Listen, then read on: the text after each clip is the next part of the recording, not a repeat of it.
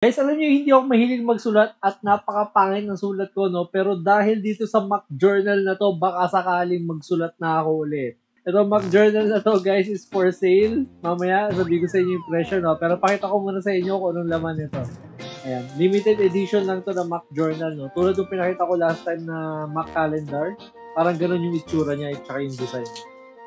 So, modern na modern. Ito natin. Journal lang siya. Para sa mga mahihilig natin mag-journal, no? Ayan, meron siyang strap. Oh, di ba? Snappy pa. Snappy.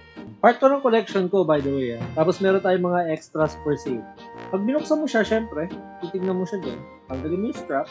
Tapos, sa loob niya, ayan. First page, blanco.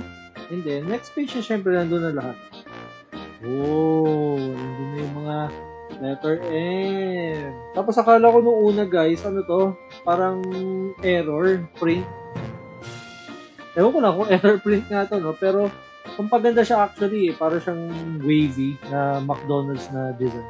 Kasi ganoon din siya sa kabila, oh. Lahat meron actually. Meron sa taas, parang sa start meron, tsaka sa end palagi meron. So, feeling ko hindi naman siya error, baka design lang siya talaga, no? And na-appreciate ko naman siya kasi nga parang kakaiba siya sa notebook. So, journal lang talaga siya, no? Pwede niyo siyang gawing diary, pwede niyo siyang gawing kuhaan ng notes.